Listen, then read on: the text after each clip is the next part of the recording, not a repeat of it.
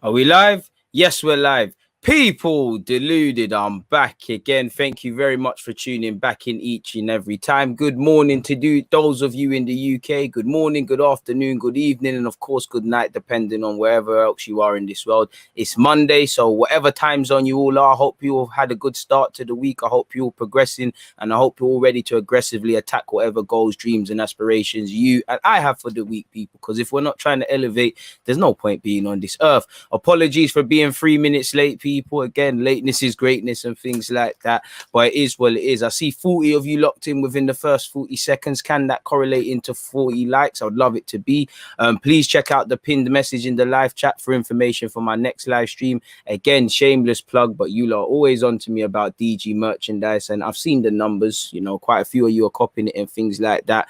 I appreciate it, people. So yeah, man, have a look, have a butchers and whatnot. Shameless plug, early doors. Before we get into this transfer business, I hope you're all doing well and safe. I hope you're all over the disappointment of Buendia. I mean, you've been here before, and as much as I love Buendia, congratulations to Villa. We'll kind of touch on that in a bit as this goes on. It is what it is. As Arsenal fans, we're used to heartbreak. Big up all the members. Stylish is right. Go get your merch. I appreciate everyone that's locked in. Kim has said, oh, Kim, I don't know what you said because it's gone, man. Is the title breaking news or what, bro? Bro, you're just gonna have to listen, innit, bro? I mean, we've been here for a minute and with 90 seconds, man. Just cool off, my guy. Just cool off. Before I crack on, what are you guys saying? Because I appreciate everybody locked in. We're gonna jump into it early doors, but I see a lot of you in the mentions from early, and I'd like to show my appreciation. AM has said, big up the nation. 100% Arsenal, and these half-hearted bids are starting to pee me off. Embarrassing the fans yet again. Show belief in the person you want to sign. I'm not really on this Neves thing. Obviously, hope he can prove me wrong if it does happen. But what a boring signing, if I'm honest. It's not a boring signing at all. If he can help the team, it's a very good signing. So this is why I love the DG Nation, because you lot, you might not agree, you might disagree, but there's always something to take, man. E is saying, I wouldn't mind Mendes, to be honest. Remember, we have no European football next year, so our options are limited. Plus, we have a tight owner. I hear that, my guy, and I know they're not all correlated and things.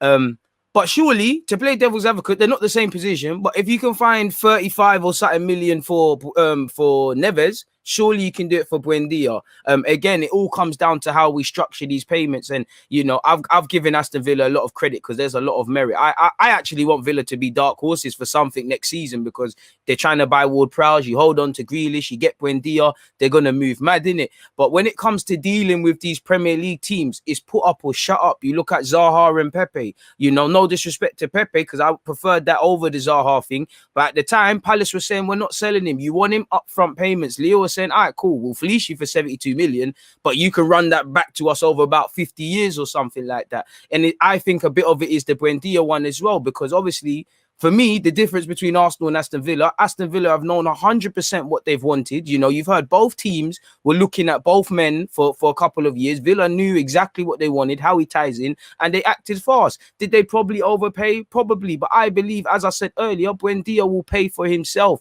in the sense of he's 24. In the next 2 or 3 years, they might get a £60 million bid and things like that. And they're happy because they've had a good player who, you know, he's, with all due respect to Villa, he's spoken about wanting to win titles.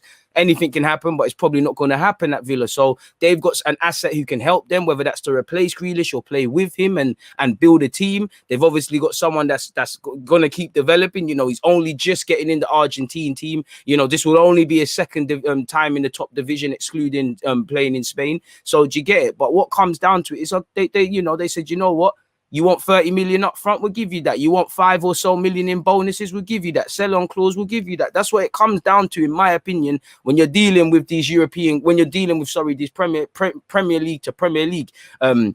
You have to put the money on the table. It's as simple as that. Obviously, Arsenal have bought Premier League players or got players on loan from Premier League teams and things like that. But let's be real, we haven't got someone of Buendia's caliber. And what I mean by that is someone that's an asset that's highly wanted. With respect to David Luiz, Williams, Cedric, half of even Matt Ryan, even though I like him, half of these players, they've got one foot out there out the door before they leave anyways. And that's not a bad thing. It's about how we go about it. But like I said, when it comes to buying from Prem teams, you got to put from Premier League sides, you got to pay the money, pay the asking price. or you don't. Now, obviously, with Buendia, only time will tell. If you go out and bring in a creative man, we sit here and say, ah, cool, Buendia is not here, but we've got a 10 or an 8 or whatever, cool. But on one hand, I do think the silence is deafening, and damn right might be a positive for Arsenal, because that tells me something's happening in the background.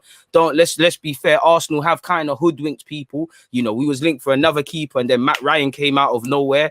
Even when we signed Emre, you know, it weren't looking like Emre was going to be the gaffer up until a point. So there might be something to say there, but we'll get onto it in a bit. But it is quite not scary, but for me, if you're gonna hold your hands, sit on your hands all summer over whether you can prize Odegaard away from Real Madrid, whatever's happened with this Buendia thing, I don't know if we're gonna revisit our, and there's a bunch of other things you could do. You know, we've been linked with Coutinho again. I don't know if they're gonna do any of those sort of things. Time will tell, people. But as I said, it's put up or shut up. You want these sort of man at these clubs, pay the asking price. It's as simple as that, man. Big up to you lot, man. Big up to you lot. Keep the opinions coming. Shout the Twitch gang as well. I appreciate